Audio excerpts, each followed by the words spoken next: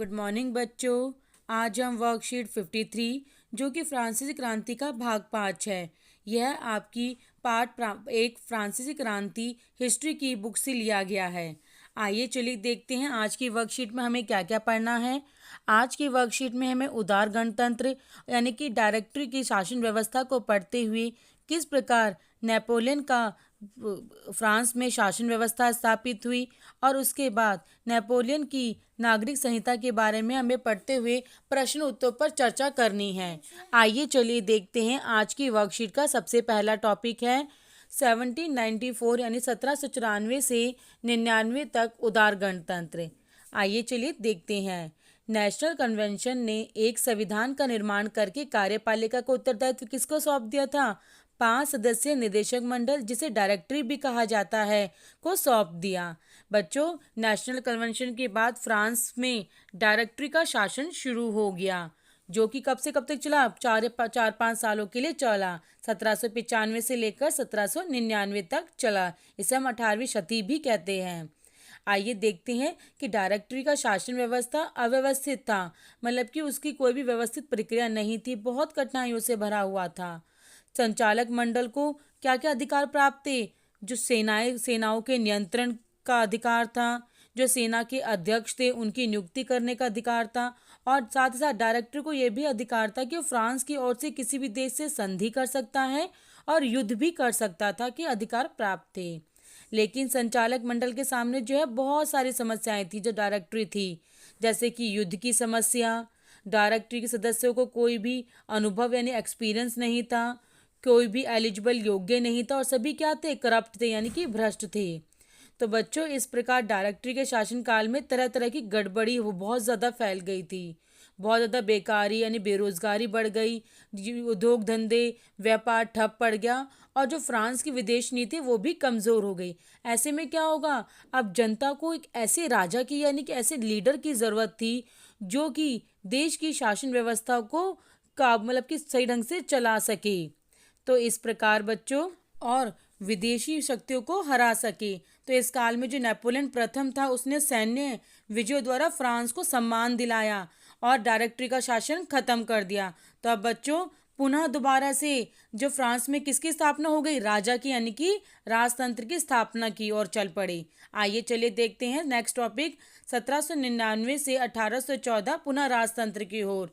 जब बच्चों नेपोलियन ने फ्रांस को सम्मान दिलाया, डायरेक्टरी शासन खत्म कर दिया, तो फ्रांस का प्रथम काउंसलर कौन बना? नेपोलियन बना, और 1804 में उसने अपने आप को फ्रांस का राजा घोषित कर दिया। इस प्रकार नेपोलियन के साम्राज्यवादी शासन की शुरुआत हो गई फ्रांस में।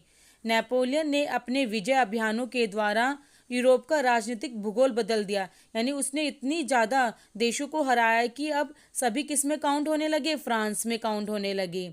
उसने 1812 में रूस पे हमला करा, लेकिन वहाँ बहुत ज़्यादा सर्दी और जो वातावरण था उससे क्या, उसकी सेना को क्षति मतलब नुकसान पहुंचा। तो यहीं से उसका पतन यानी कि फ्रांस जो नेपोलियन था उसकी हानि होनी शुरू हो गई। और 18 जून 1815 में उसने वाटरलू का युद्ध लड़ा था, जिसमें अंतिम हार के बाद नेपोलियन को सेंट हेलेना जेल में बंदी बना दिया गया, जो सेंट हेलेना में बंदी बना दिया गया, और जहाँ पर क्या हुआ? 1821 में उसकी मृत्यु हो गई। तो ये सबसे बड़ी उसकी भूल थी बच्चों। लेकिन नेपोलियन ने फ्रांस की सिविल संहिता नेपोलियन प्रथम द्वारा 1804 में फ्रांस में लागू की गई थी। नेपोलियन ने कुछ नियम और कानून लागू किए थे, जिसे नेपोलियन की नागरिक संहिता यानी कि फ्रांस की सिविल संहिता के नाम से भी जाना जाता है। और ये कब लागू की गई थी? 1804 में लागू की गई थी। इसे नेपोलियन कोड भी कहा जाता है।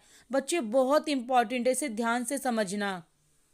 इस संहिता की कुछ नए और पुराने कानूनों को भी इकट्ठा करके जोड़ तोड़ करके बनाया गया था। आइए चलिए देखते हैं इसमें कौन कौन से कानून बनाए गए। पहला है, जन्म के आधार पे जो विशेष अधिकार दिए गए थे उनको बंद कर दिया गया, कि जन्म के आधार पे कोई भी फ्रांस में किसी को कोई विशेष अधिकार नहीं है। और सेकंड है, इसके तहत जो धर्म की स्वतंत्रता प्रदान की गई, लोगों को धार्मिक अपना धर्म की प्रचार प्रसार करने की छूट दी गई। और ये कहा गया कि सरकारी नौकरी किसको मिलेगी? जो योग्य होगा, अयोग्य को नहीं मिलेगी। और तीसरी है, ज्यूरी की सहायता से खुले में मुकदमे कि सभी जनता के सामने खुले में मुकदमे यानी कि कोर्ट में केस लड़े जाएंगे। और कानून के सामने क्या होगा, सभी नागरिक समान हैं, सभी को समान माना गया। और पांचवा है व्यक्तिगत संपत्ति के सिद्धांत को मान्यता दी गई, यानी कि व्यक्ति की जो संपत्ति है वो पर्सनल हो सकती है। और भूमि पर स्वामी के अधिकार को इतना ठोस बनाया गया जितना पहले कभी नहीं था। और छोटे किसान भी क्या हो गए, नेपोलियन के समर्थक हो गए, क्योंकि ये कानून बहुत अच्छे से बने हुए थे। और बच्चों, इन्हें नेपोलियन प्रथम की कानून संहिता भी कहा जाता है। और ये कार्य उसने फॉलो भी करा और लागू भी किया इसे। नेपोलियन ने स्वयं इस कानून संहिता के महत्व को स्वीकार करते कहा था। अब नेपोलियन ने क्या कहा कि मेरा वास्तविक गौरव मेरी 40 युद्धों की विजय नहीं है, मतलब उसका जो गौरव है वो युद्ध से प्राप्त विजय नहीं है जिसको पाकर वो खुश होगा, बल्कि क्या है, ये बनाए गए कानून है, मेरी विधि संहिता है जो कभी मिट नहीं सकेगी और जो हमेशा चिरस्थायी, मतलब जो काफ़ी लंबे समय तक रहेगी। तो बच्चों, ये अधिकार जो है फ्रांस के लिए बहुत वरदान साबित हुए।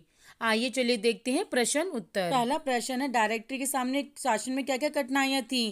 क्योंकि बच्चों, डायरेक्टरी सदस्य अनुभवहीन थे, अयोग्य थे, भ्रष्ट थे, तो इसलिए सारी क्या थी, समस्याएं थी। और उन्हीं के शासनकाल में क्या फैली, गड़बड़ी फैली, बेकारी यानी कि बेरोजगारी बहुत ज़्यादा बढ़ गई, व्यापार ठप पड़ गया, यहाँ तक कि विदेश नीति भी ठप पड़ गई। और यही उसके शासन की सबसे बड़ी कठिनाइयाँ थी। आइए चलिए देखते हैं प्रश्न 2। नेपोलियन प्रथम किस प्रकार शासन बना और अपना नियंत्रण स्थापित करने में कैसे सफल रहा। जो डायरेक्टरी के शासन व्यवस्था बहुत अव्यवस्थित थी, इसलिए फ्रांस की जनता को एक ऐसे शासक की जरूरत थी जो उसे मतलब सम्मान दिला सके और विदेश शक्तियों को पराजित कर सके। और ये सब किसने करा, नेपोलियन ने करा। इसीलिए नेपोलियन जो है फ्रांस में अपना शासन स्थापित करने में सफल रहा।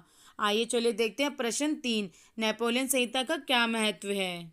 बच्चों, जैसे हमने अभी पढ़ा था, नेपोलियन ने कुछ अधिकार, कुछ नियम कानून बनाए थे, बहुत इंपॉर्टेंट थे।